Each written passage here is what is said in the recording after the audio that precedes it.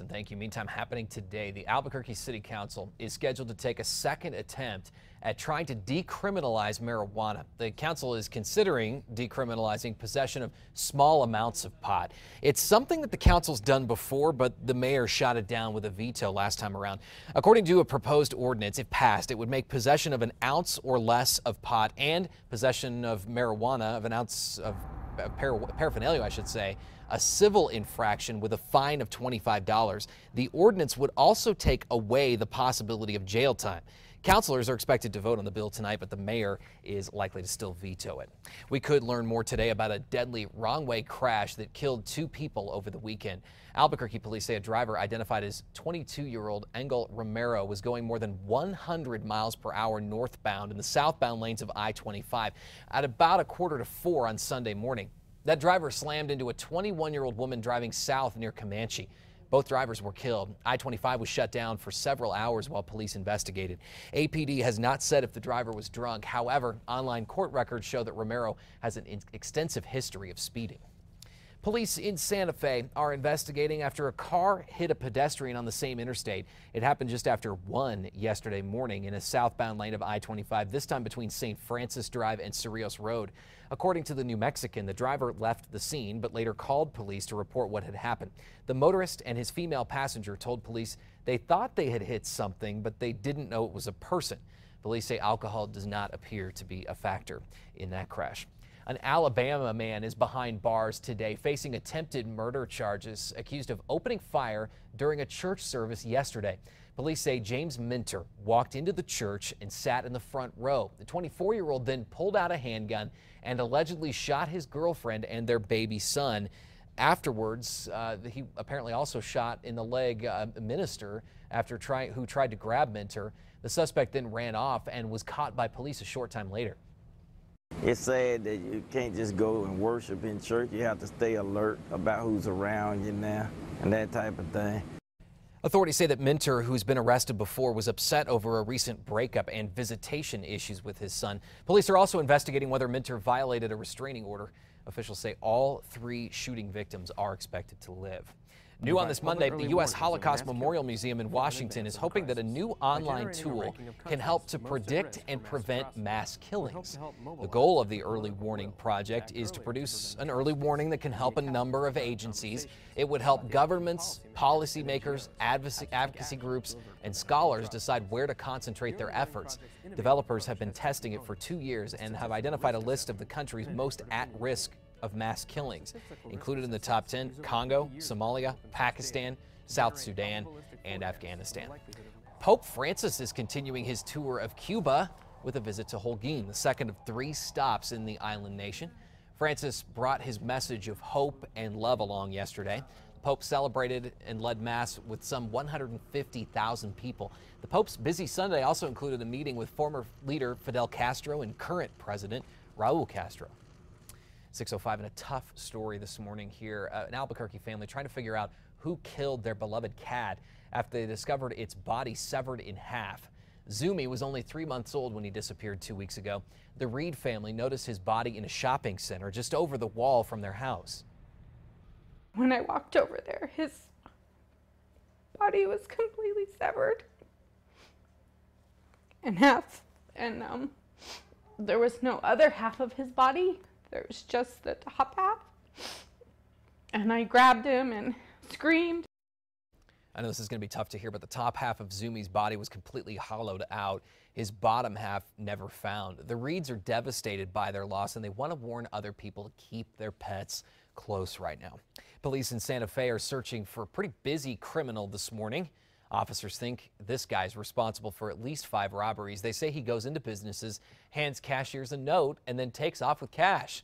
He never shows a weapon, but police say he says he has one. He's described as white with fluffy hair and a possible bald spot. 6:06 this morning, a New Mexico tribe is accusing the state of secretly trying to shut down its casinos. The Santa Fe New Mexican reports that the Pewaukee Pueblo filed a complaint with the AG's office late last week. The tribe claims the New Mexico Gaming Control Board illegally met behind closed doors to plot a way to close its casinos. The board's director denies those allegations. The state and Pewaukee Pueblo have been locked in a federal lawsuit over its gaming compact. Well, flu season right around the corner now, and UNM is offering free flu shots now. Free clinics are scheduled throughout Albuquerque during the months of October and November. Those who visit the free clinics can even receive the vaccine without getting out of their cars. Just drive through. How about that? We posted everything you need to know online and on the KRQE News app. An Albuquerque teacher has a chance to win a $100,000 grant, and you can help her.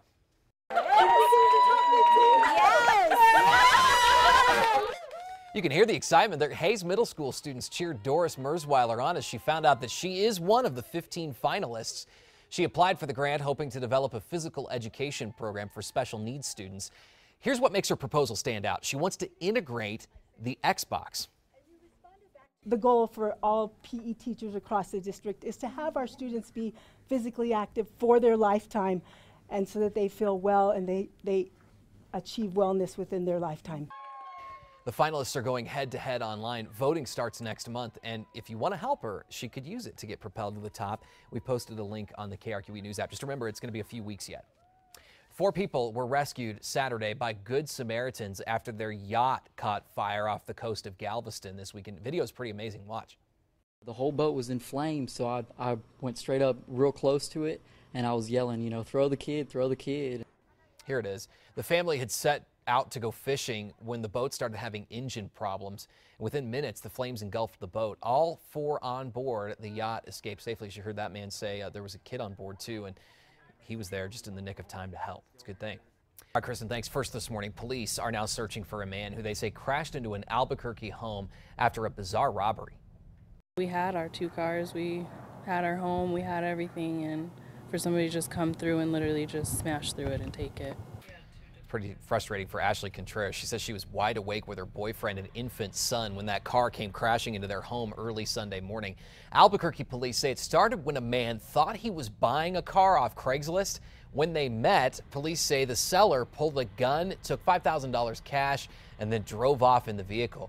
The victim chased him all the way to a neighborhood near Lomas and Juan Tabo, with the suspect firing shots at him. According to police, it ended with the seller crashing into the home. When the victim started chasing this guy, the offender started shooting at him, and he continued to chase him, which is probably not a good practice either. If you become a victim of a crime, we'd rather have you call us and let us do the investigation. The crash also totaled Contreras' cars and destroyed her 5-month-old son's bedroom. The seller ran off. Police believe he is armed. Happening today, lawyers for the Public Education Department are set to defend the state's controversial teacher evaluation system. Attorneys for PED and the teachers union are set to go before a Santa Fe County judge. The union is trying to stop the use of student tests as part of teacher evaluations. They say the tests are unfair and they're forcing many veteran educators to retire. The PED calls the suit a disappointing distraction. Also today, Mayor Richard Berry will be on hand to unveil a new facility at Albuquerque Healthcare for the Homeless. The building, it adds to the nonprofit's campus at First and Mountain downtown. It's expected to reach more than 500 homeless people a year. The group was able to fund the expansion through a more than $3.5 million grant from the Affordable Care Act. U.S. Representative Michelle Lujan Grisham will also be at the unveiling of the 8,600 square foot facility.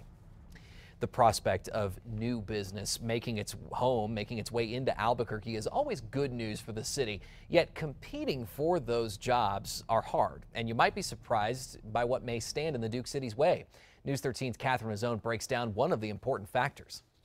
For many companies, labor is the most important factor when it comes to setting up shop in a new city. Is there a qualified workforce? But so are things like available building space, operational costs, and taxes.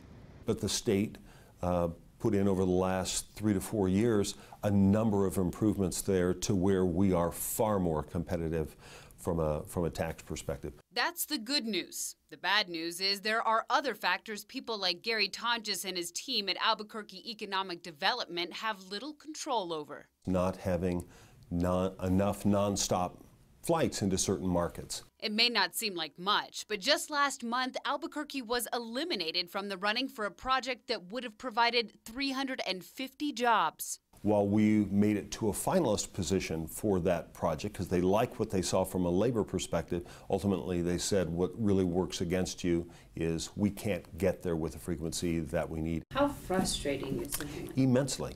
I mean, it's immensely frustrating, and yet it has happened on a number of projects throughout the years. In fact, Ton just recently met with the company that turned down Albuquerque 15 years ago because there were no nonstop flights to San Jose, a hub for those who work in the Silicon Valley where a number of high-tech businesses are based.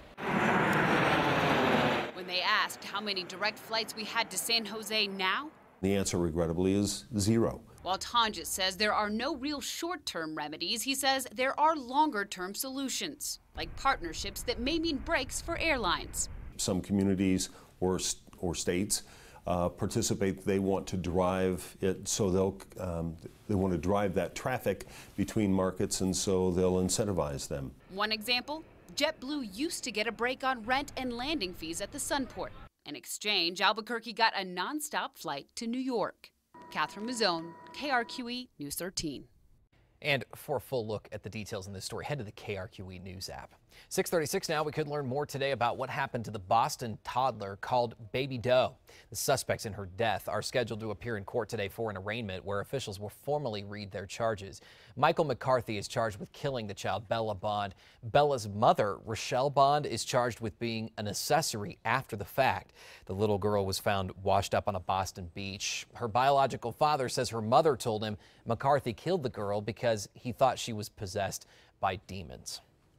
Developing right now, a new wildfire is burning in Northern California. Amazing pictures of the flames here. This very latest near the seaside community of Monterey has already claimed 1 life and at least 10 homes. The Tasahara fire that has burned a lot of homes, but it's only about 10% contained at this point.